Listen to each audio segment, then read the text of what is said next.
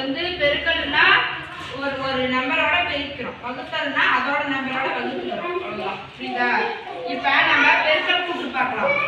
இப்ப இதுல வந்து எத்தனை பூக்கள் இருக்குது? 10 பூக்கள் இருக்கு. எத்தனை பூ இருக்கு? 10 பூக்கள். 10 பூ இருக்கா? இதுல எப்படி பெருக்குறோம், எப்படி கூட்டுறன்றத பாரு. இந்த மாதிரி பூக்கள் போட்டுக்கலாம், 10 பூக்கள் போட்டுக்கலாம், 2 2 பெருக்கல் போடுங்க.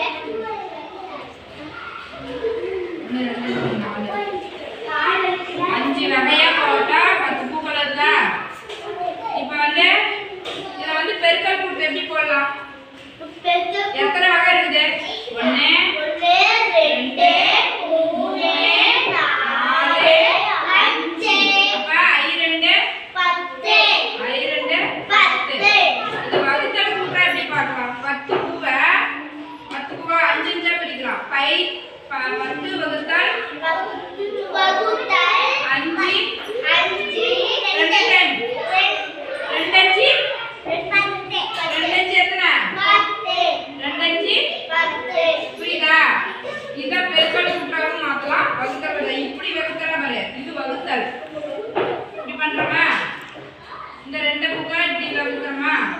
இது வந்து வகுக்கிறோம், இது வந்து பெருக்கிறோம். புரியுதா? I2 5 வகையா பூக்கள் பிரிச்சு 2 டைம் எடுத்தா 10. இந்த 2 வகையா பண்றோம். 10 வந்து 2 டைம் பிரிக்கிறோம், 2 பிரிக்கிறோம். புரியுதா? 2 தார பிரிக்கும் போது அது 2 டைம் பிரிக்கிறோமா? 10 வகுத்தல் 2 10 வகுத்தல் 5 2.